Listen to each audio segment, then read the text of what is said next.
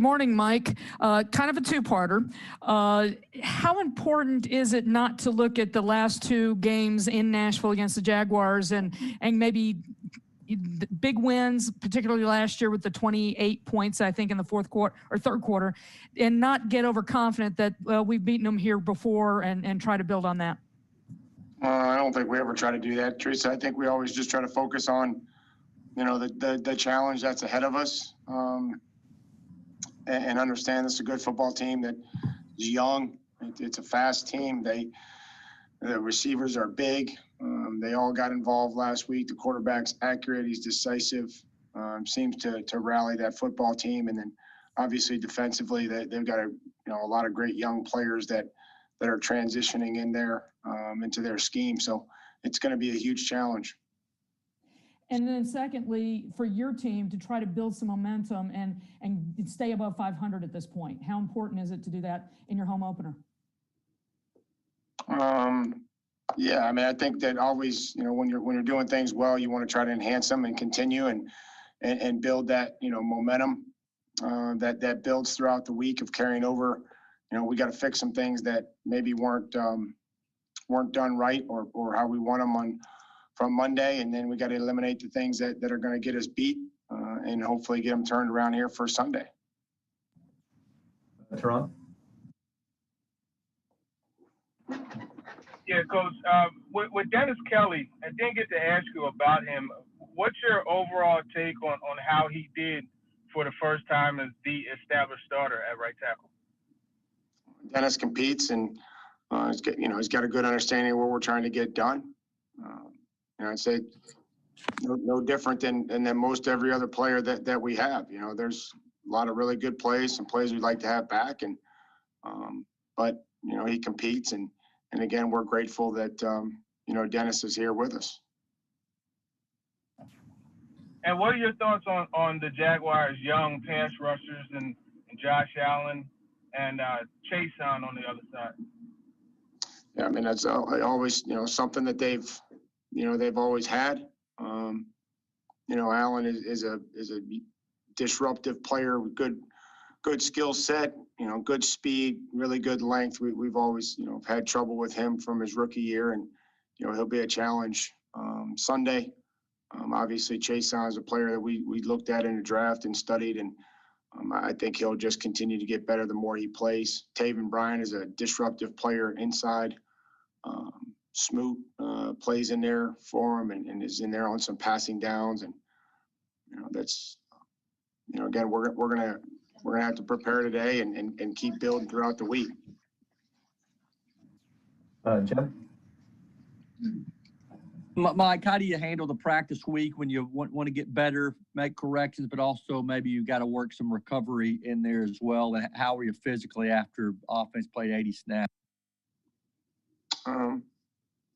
I think, we have to, I think always be mindful of where the team is at physically. I mean, I think that, I think they're focused. They're probably going to need another day to get their legs back underneath them, but we're going to have to practice. We're going to have to get the reps in, the looks in, the things that we've installed here today. That's their job. Our job is to have them ready. And, if we play 40, we play 40. If we play 80 snaps, we play 80 snaps. So we got to play as many as we need to win. That's what it called for last week. We'll see where it's at this week. Kayla? Hey, Coach, two-parter for you as well. Just expanding a little bit more on Gardner Minshew. I know you guys faced him last year. A lot of people still had the verdict out on him on whether or not he could be a starting quarterback. But what makes him able to have the success that he's having? And then my second question to you, Coach, is just your feelings on the Big Ten, being able to play football. The Big Ten, I follow one player in college, and that's Tyler. So I root for Tyler in Boston College. Whatever the Big Ten's got going on, they'll figure it out. They get paid a bunch of money, so they'll take care of the Big Ten. That's where my concern is, Kayla. But if the Bucs play, I'll watch them. the most importantly now is Gardner. This guy's a leader. You know, I mean, you watch him, the players. You know, he's into it on the sidelines when the defense is out there. That team has rallied around him since he's been the starter. That's what I'm most impressed about is just his leadership and his just how into it he is on the sidelines with his teammates, his energy, his passion for playing this game, and then you know obviously his skill set is very good. He's decisive with the ball. He's very accurate. He keeps plays alive. We struggled against him, you know, last year, and again he's letting those guys, those weapons, work for him. He's getting the ball out of his hand and he's getting it into his playmakers' hands. Running back, you know, Robinson had a 28-yard catch. You know, ran the ball hard, physical. The offensive line is intact and back, and I'd say playing well. Paul? Hey, Mike. Wondering about holding calls, which are way, way down in week one. I know you tend to observe such things and react to them. How do you envision that kind of affecting things? And is a week a trend or an aberration? It's probably the latter. So we'll see. You know, everybody how it's calling. Maybe everybody's just using a lot of good technique. I'm not sure, but you know, we just have to kind of focus on what they're calling and what they've told us they're looking for in the past, and kind of go from there. 4 wide receivers right now. You're comfortable with that number, and ultimately expect to have a fifth at least floating in and out? The roster is pretty fluid, and you know, so I'm sure that we'll have plenty by the time that Sunday rolls around. John? Hey, Mike, you guys have come up with some big goal line stands, obviously, last couple of years, including Monday. Just kind of in broad terms, what are keys to, you know, getting stops, 2 or 3 stops in short yardage situations like that? What have you guys done well in those situations, you think? Here's about the meeting of short yardage and goal line. Somebody's got to whip somebody's butt and somebody's got to make a play. That's really what it comes down to. You know, I thought Jeff and some of those guys down there were really good. Not so good when we gave up the touchdown, but that's what it comes down to. There's a million calls you can have. You can be in this shade, you can be this alignment, but anytime that we've had stops down there, whether that be the Chargers, the Patriots, Monday night, you know, usually somebody's whipping somebody and somebody's getting off a block, making a play, and that's about the length of the short yardage and goal line meeting. Yeah, Jeffrey kind of excel in those type situations. Seems to be kind of played a pivotal role in some of them. Yeah, he's kind of been in the middle of a couple of them, and so that's really good to see. That's what we expect. I know that's what he expects of himself. You know, is to be able to create a new line of scrimmage. You know, force the back to bubble, bounce, and allow himself to make the play or somebody else. Joe? Mike, just wondering how you thought Chris Jackson did, you know, in week one after reviewing the film. And did you envision him as a corner and as kind of maybe having a chance at a role like that early in camp? Or, you know, how did he, other than obviously being available, like you said before, but what kind of things did he show you guys during camp? Like his competitive spirit. You know, I mean, we've moved on. We've talked to Chris and the football team about, about the game on Monday. We're focused on a whole new set of players and a whole new set of scheme. That's, you know, a team that's coming in here that won the second half against the Colts, you know, got 2 turnovers, took care of the ball. So that's where our focus is. And we'll have to get Chris and the rest of the DBs ready for the challenge this week. Luke?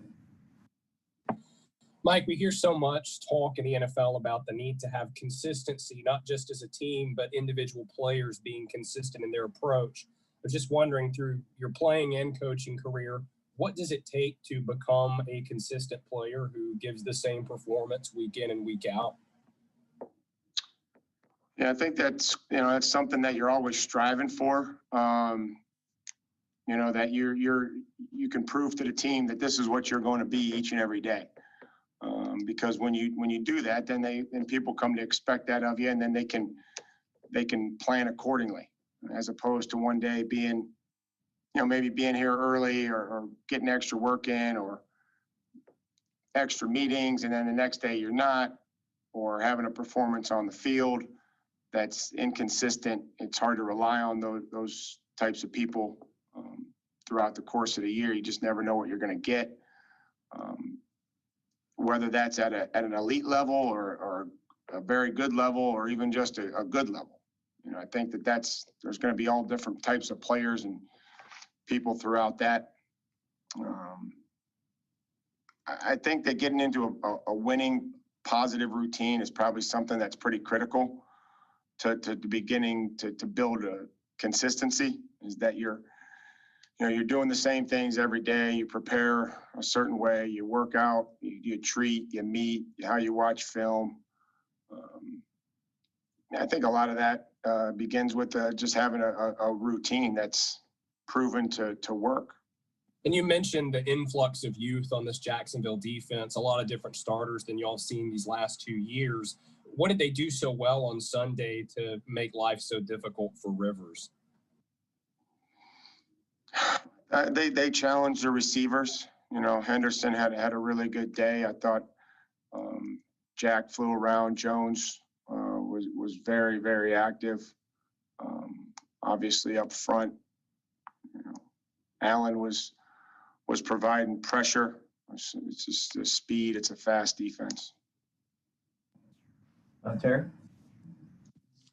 Mike, a lot was made of continuity being a big factor with the crazy offseason and no preseason. How much do you feel like continuity was a factor in the game Monday night? And now that you have something on tape that you can see and evaluate going forward, how much easier will it be to assess where you are? Well, the easiest way to assess where you're at is by wins and losses. I think that's where we're going to start. And then just, continue to clean up the things that we have to fix, and then eliminate the stuff that gets you beat. And I think, continuity is always, can be a positive as long as complacency doesn't set in. And I think that it's nice to have familiarity, but it's also, complacency is not something that anybody wants to deal with.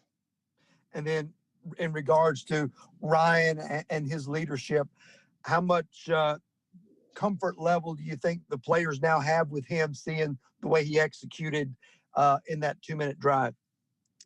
And that's something that's carried over from last year that we've continued to work on. And I think that's the only way that you can build confidence and trust in things, is by repeated experiences. And not that you'd like to be in those situations, but you're going to find yourself in those situations where you're going to have to move the ball down the field or get a stop or come up with a big play and be locked in situationally, but also be able to perform.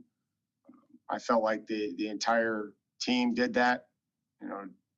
When presented with it defensively, I felt like we did it to get the ball back. Our offense and our staff, we knew what we wanted to do. We felt like the situation worked, right how we wanted it to. We gained back the ball with, a little bit of time, and then defensively they were able to execute their end of the game situation. So, those are the positives that we took away from it. Buck? Hey, Mike, where is Vic Beasley and your guys', or how is he progressing through your return to play protocol? Good. I mean, hopefully we'll get to see him some more today and continue to work with him and, get him back out there as soon as he's ready. And that's kind of how we approach each and every player is evaluate him through practice, and he'll be out there and working with him today. All right. I think that's a wrap. Thank you, Coach. Thanks, guys. Thank you. See ya. Thanks, Mike. Thanks.